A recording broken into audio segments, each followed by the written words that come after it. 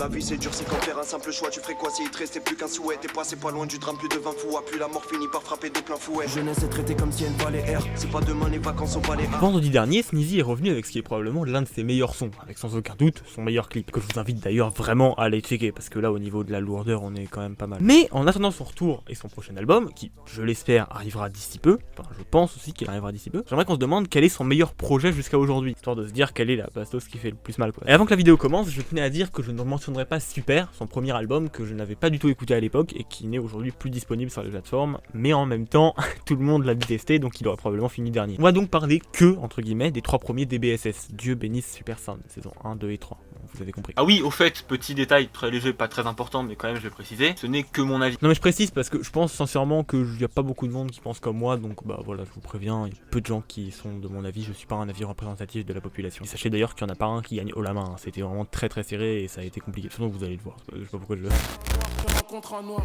coupure de cage dans un coupé sport. Quitte le club quand y a plus d'espoir. On veille tard presque tous les soirs. Si on part de la fin, on peut commencer par parler de DBSS 1, qui est sorti fin 2016. Alors qu'on s'entende bien, hein, 90% du projet est juste mythique et incroyable et inoubliable. Ouais mec est probablement un classique tellement il est intéressant dans son placement. Il arrive quand même à allier un refrain plutôt simpliste mais quand même un peu rappé et des phases extrêmement kickées et où il découpe vraiment de manière très sale. Elle voudrait qu'on nique sans latex, si je demande sa main c'est pour qu'elle me caresse. Le chibron la tête, je les balance qui détestent Esther. Je leur adresse la parole et le respect espère. Tu veux tester le père, petit rataille, tu gagnes qu'une seule boîte pour le reste espère. Ce qui les rend excellentes, en tout cas à mes yeux. Son remix avec Nekfeu et Alpha One est juste mythique et anthologique et personne n'oubliera jamais. Je me sens comme Marshall quand tu vivais dans son mobile omino. Je n'étais qu'un innocent bambino, je le serais sûrement resté sans Babylone. Maintenant je suis dans des ambiances un peu moins mignonnes. Le Fennec c'est pas moi, c'est un peu mon binôme. Je suis vénère comme le futur père de ma gauche. Je suis en vacances, le bateau approche vers la Corse. Et je pense à ce gars qui approche la poste avec le flingue dans la sacoche Lacoste. Goddamn est, j'en suis sûr, déjà un classique tellement il est différent de tout ce qu'on a pu voir autour et tellement ça a pris. J'ai validé les mecs qui détestaient perdre dans le métro en équipe comme Michael dans le bas. Chez nous c'est comme dans un four, faut rester secret. T'as jamais fait la balance, on t'accueille dans le bas. T'iras jamais à l'étage si t'as peur d'en bas. Tout ça sans parler évidemment de Kurt Cobain, qui est mon son préféré de Sneezy et peut-être même de Nekfeu. À force d'aller vers le sud, j'arrive au nord de la map. Fais belle aux bâtards qui te mordent à la main. Y'en a marre de la merde, on veut faire de la maille. Mais la marmaille, n'oublie pas la mort de demain. Non, non. Ouais non en fait non, oubliez ce que je viens de dire. Même au niveau des prods, je vous laisse écouter quelques extraits, mais pour moi c'est absolument incroyable.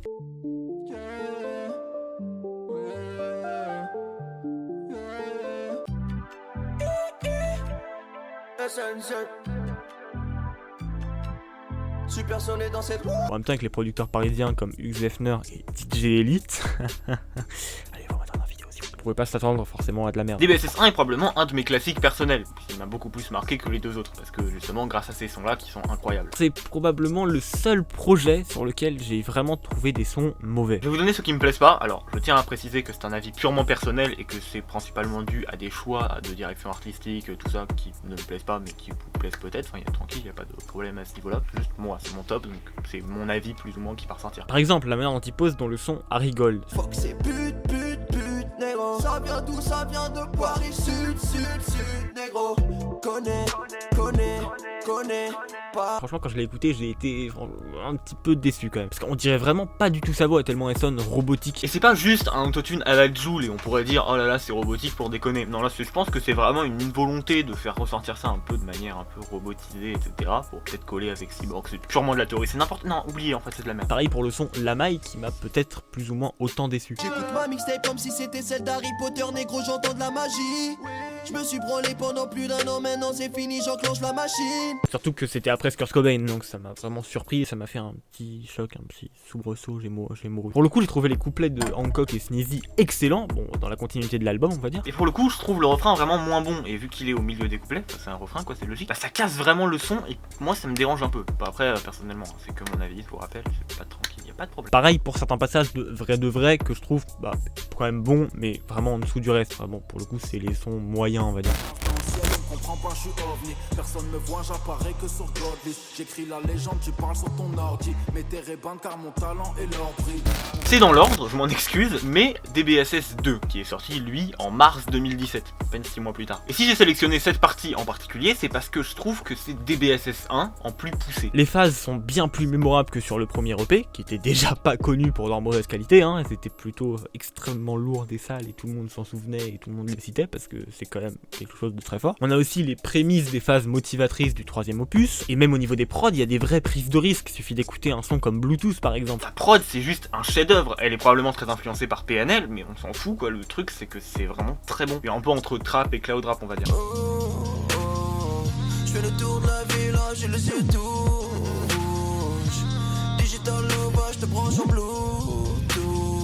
Et c'est une prise de risque non seulement pour le beatmaker, mais aussi pour Sneezy et Laylo, parce que pour le coup c'est pas forcément évident de poser sur une prod comme ça, qui je trouve ressemble beaucoup à des flows un peu codéinés qu'on voit arriver plutôt en 2000. Peut-être plus Ateyaba que PNL. Et rien que ce son là, ça permet de prouver à tous les journalistes de Combini que tu veux que Sneezy a un niveau absolument indécent. C'est un truc qu'on voit aussi sur le feat avec Virus. La France c'est ma ville et Paris la nation. Quand t'écris mon nom quelque part, je veux que tu soulignes. Des BSS, nouvelle drogue par inhalation. Me compare jamais à ces petits rappeurs soulignent. Ah merde, sur WoW, que je ne saurais jamais prononcer. Elle me donne chaud comme la Harissa. Elle bouge son bouti sur un son de dancehall. Je fais souvent mes bails dans Paris South, je suis toujours posé dans la même zone. Les détails de chaque prod, chaque son, qui va vraiment tirer tout le projet vers le haut en fait. Comme par exemple, et là je vais prendre 2 exemples de Rafia parce que j'ai la flemme d'en chercher d'autres, la fin de la fausse fin du projet qui aboutit finalement sur 1 minute de rap supplémentaire, les bacs qui s'adaptent exactement autant avec une phrase qui est répétée, du coup c'est les bacs logiques, qui crée du coup une forme de continuité même si on passe pour un moment un petit peu moins intense pour le son peut-être. La seule chose que je regrette personnellement sur ce projet, c'est qu'il n'y ait ni Alpha One ni Nekfeu qui pose quoi que ce soit. Alors que sur le projet précédent, il y avait eu 2 couplets de Nekfeu et un d'Alpha One, donc bah quand même pour moi c'était quelque chose d'important. Mais franchement, pour avoir une qualité comme ça, je peux survivre à ça, ou bien tout simplement écouter le premier opus. Amis, faut que je fasse un petit tri. On les tabasse jusqu'à ce qu'ils crient. On est très reconnaissant pour tout ce qu'on a. On s'en remet à Dieu, pas de cri. Et pour terminer, vous vous en êtes douté vu qu'il n'y a que 3 projets et qu'au niveau du numéro 2, voilà, vous devez avoir un système de cerveau qui fait que vous avez compris. Le numéro 1, c'est DBSS 3, sorti fin 2017. Donc forcément, du coup, le dernier des DBSS. Et le moins qu'on puisse dire, en tout cas à mon sens, je le répète, c'est que l'évolution avec DBSS 1 et 2 est même plutôt flagrante. Si j'ai bien compris sa démarche et ce qu'il a voulu faire, c'est que après avoir vu que l'ego trip et les bangers pas spécialement réfléchis étaient son véritable point fort et qu'on le critiquait en masse dès qu'il s'éloignait un petit peu, donc c'était le cas avec Super comme je viens d'en parler, il a tenté de se diversifier, ce qui est la base pour un rappeur qui veut garder une carrière un minimum saine et pérenne, parce que sinon au bout de 2 mois t'es fini quoi. À travers des feats avec des rappeurs différents de lui. Ce qui lui permet du coup de rester là où il est le meilleur tout en essayant d'autres exercices que d'habitude. En gros c'est un peu comme si les 2 rappeurs en feat faisaient chacun un pas vers l'autre et qu'au final on se retrouvait avec une combinaison extrêmement intéressante. C'est un peu ce qui se passait dans l'album de Nino pour ceux qui l'ont écouté avec des feats avec Jules. Par exemple ce qu'il a fait sur Jenny from Nabloka et Everyday en faisant chanter Esprit Noir et Joker. Donne-moi ton phone, please. C'est chaud comme à Porto Rico. Penché comme la tour de Pise. Je te vois, je suis dans tous mes états. Fais crier la Krapovic. 210 sur la AK. Je vais mes bails à Grande Dakar. Y'a plus de place pour la bagarre. Et c'est, je pense, une excellente technique qui rend le projet quand même extrêmement bon. Et il est d'autant plus bon quand on voit que les prods sont encore plus flamboyantes que celles des 2 projets précédents. Un exemple comme ça, parce que je vais pas non plus m'éterniser sur les prods, j'en ai déjà parlé avant, c'est les sonorités qu'ils utilisent, qui sont hyper détaillées et poussées et vraiment très intéressantes. Avec des sonorités qui s'éloignent souvent de ce qu'on voit d'habitude, notamment dans Sérieux. Je te serre la pince, t'as la main moite comme quand le patron t'appelle. On te met la tête dans la baignoire, mais c'est pas ton baptême. Fils de pute en freestyle, tu nous sors toujours le même sketch. Fils de pute en festival, je suis toujours sur le main stage. Des sonorités qu'on va, comme par hasard, retrouver en fond très légèrement dans le son suivant, le faire. Et ça c'est hyper intéressant parce que ça permet vraiment de créer une cohérence un petit peu subtile, un peu cachée, vous voyez ce que je veux dire. C'est pour ça que j'ai vraiment beaucoup de mal avec les gens qui disent que ce projet est mauvais, qu'il est le moins bon des DBSS, etc.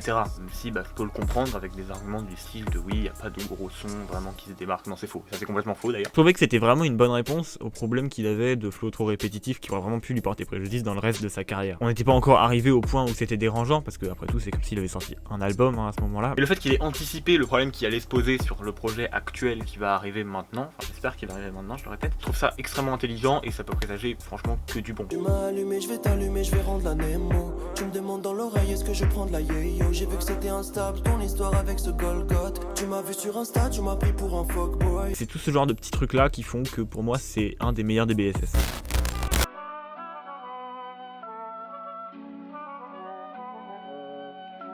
Pour conclure, si j'ai fait cette vidéo, en vrai, c'est pas vraiment pour les classer, surtout pour vous donner envie d'aller écouter les 3 DBSS. Vu qu'il y a une forme d'évolution entre les 3, bah c'est au final une seule et unique œuvre incroyable qui est très bien menée. Mais le reste, c'est à mon avis qu'une stratégie de communication. C'était plutôt une manière plus ou moins originale de vous parler de ces projets, de leur évolution, de leur aboutissement. Et au lieu de les écouter dans l'ordre de mes préférences personnelles, franchement, écoutez-les-vous d'un seul coup, d'une traite, ou bien saignez-les-vous plein de fois, vraiment. Surtout que maintenant, vous savez que c'est un album qui évolue, qui a quelques sons en dessous de la mêlée télé, mais qui le reste c'est clairement du grand art, qu'il y a quelques petites pointes techniques et des phases vraiment très intéressantes, que les feats apportent réellement quelque chose, surtout sur le dernier EP, et que les prods sont vraiment flamboyantes et qu'elles s'améliorent de projet en projet. Pour ce genre de format-là, je plonge vraiment dans l'inconnu, donc n'hésitez pas du tout à me dire ce que vous en avez pensé. N'hésitez vraiment pas à me dire ce que vous en pensez. Si ça pue la merde, n'hésitez pas à me disliker cette vidéo, y a pas de problème, je le comprendrai très bien. Si le concept est bon mais que c'est mal amené, si c'est juste le concept qui pose problème, si il faudrait changer l'ordre, faire des choses comme ça, vraiment dites-moi tout, parce que je sais pas en fait. En tout cas, gigantesque force à Sneezy pour la suite. Bon, au moment où je vous parle, je serai probablement en train de me farcir les étoiles vagabondes au cinéma. J'espère que vous y êtes aussi. Moi en tout cas, je vous dis à très bientôt